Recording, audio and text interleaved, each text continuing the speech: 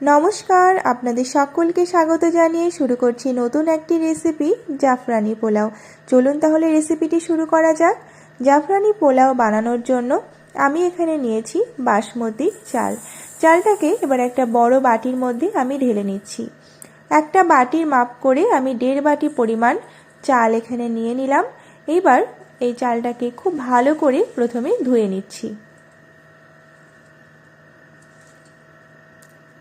2-3 বার খুব ভালো করে পরিষ্কার করে ধুয়ে নেব। পরিষ্কার করা চালের মধ্যে এখন দিয়ে দিচ্ছি আমি পরিমাণ মতো জল। এই চালটাকে এখন আমি ভিজিয়ে রাখবো, ভাতটা যেন খুব তাড়াতাড়ি হয়ে যায় সেই জন্য। 2 ঘন্টার জন্য চালটাকে ভিজিয়ে রাখলাম। একই সঙ্গে ঈষৎ উষ্ণ দুধের মধ্যে দিয়ে দিচ্ছি কিছুটা কেশর বা জাফরান। আগে থেকে ভিজিয়ে রাখলে খুব সুন্দর কেশরের কালারটা আসবে।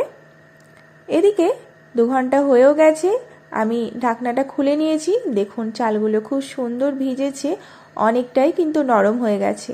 এইবার এই চালগুলো থেকে আমি জল ঝরিয়ে নেব। একটা ছাঁকনির মধ্যে চালগুলো নিয়ে নিচ্ছি, জলটা যেন ভালোভাবে ঝরে যায়। দেখুন সব চালগুলো আমি এই ছাঁকনির মধ্যে নিয়ে নিলাম। বসিয়ে দিয়েছি একটা কড়াই গরম হয়ে যাওয়ার পরে দিয়ে দিচ্ছি 2 টেবিল চামচ ঘি। ঘিটা একদম গলে গেছে। এবার এই ঘিয়ের মধ্যে আমি কিছুটা পরিমাণে কাজু আর কিশমিশ দিয়ে দিলাম। কাজু কিশমিশটা ঘিয়ে খুব ভালো করে ভেজে নেব। একদম হালকা আঁচে ভেজে নিচ্ছি, না হলে ঘি বেশি গরম হয়ে গেলে কাজু কিশমিশগুলো পুড়ে যাবে। এই যে হালকাভাবে এইরকম ভেজে নিলাম, এখন এগুলো আমি তুলে নিচ্ছি।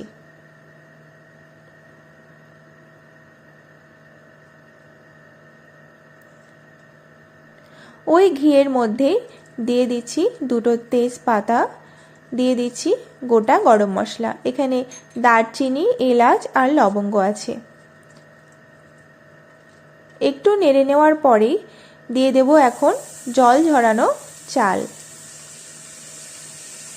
ঘিয়ের সঙ্গে চালটা ভালো করে একটু ভেজে নিচ্ছি। চালের যে এক্সট্রা জলটা আছে সেটা যেন শুকিয়ে যায়, সেই জন্য 2 থেকে 3 মিনিট মতো চালটাকে ভালো করে নেড়ে নিচ্ছি।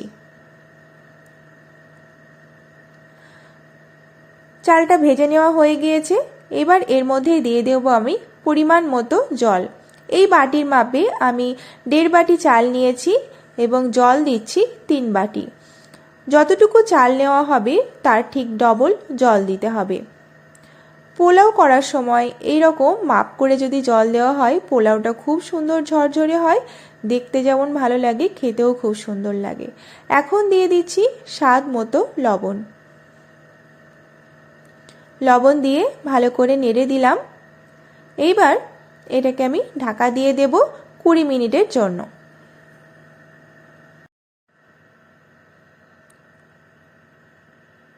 20 মিনিট পরে ফিরে আসলাম। ভাতগুলো একদম ঝরঝরে হয়েছে আর জলটা দেখুন একদম টেনে গেছে। জলটা যখন এইভাবে একদম শুকিয়ে যাবে সেই মুহূর্তেই ঢাকনাটা তুলতে হবে। দেখুন তলার দিকে হালকা একটু জল ভাব আছে, সেটা পরে আমি যখন ভাতটাকে আরেকবার দমে দেব সেই সময়ে এই জলটা আরও শুকিয়ে যাবে। দেখতেই পাচ্ছেন কতটা ঝরঝরে হয়েছে। এবার এর মধ্যে দিয়ে দিচ্ছি আমি স্বাদ মতো চিনি। আমি এখানে 3 টেবিল চামচ পরিমাণে চিনি দিচ্ছি। মিষ্টিটা আপনারা নিজেদের স্বাদ মতো কমিয়ে বাড়িয়ে নিতে পারেন। চিনি দেওয়ার পরে ভাতটাকে আরেকটু ভালো করে নেড়ে দিচ্ছি।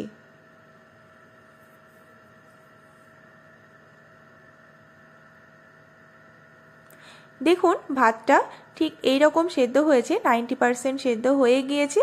আর সামান্য পরিমাণে সেদ্ধ করলেই ভাতটা একদম রেডি হয়ে যাবে। এইবার দিয়ে দিচ্ছি ঘিয়ে ভেজে রাখা কাজু আর কিশমিশ। উপর দিয়ে এইভাবে কাজু কিশমিশগুলোকে আমি ছিটিয়ে দিচ্ছি।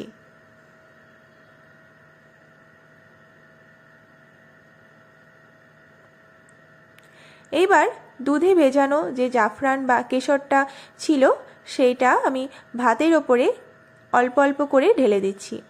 পুরো ভাতে যেন এই হলুদ ভাবটা না আসে সেই জন্য কিছু কিছু জায়গাতেই আমি কিন্তু এটাকে ঢেলে দিচ্ছি, জাফরানি পোলাও সাদা আর হলুদ দুই রকম ভাতের মিশ্রণে হয়, যেটা দেখতে খুব সুন্দর লাগে। সেই জন্য অল্প অল্প করেই এইগুলোকে ঢালতে হবে। আর দিয়ে দিচ্ছি এখানে সামান্য পরিমাণে গোলাপ জল।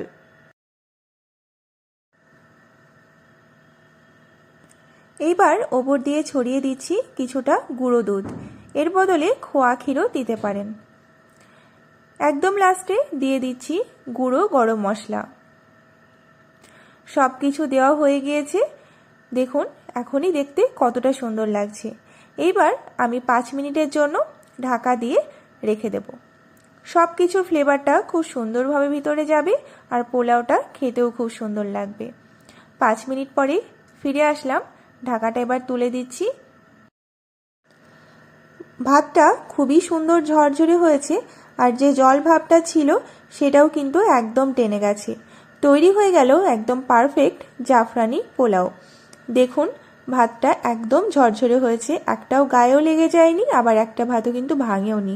একদম লম্বা লম্বা চালগুলো আছে, দেখতেই পাচ্ছেন। বাড়িতে অবশ্যই এই পদ্ধতিতে একবার জাফরানি পোলাও বানিয়ে দেখবেন, আশা করি সকলের ভালো লাগবে।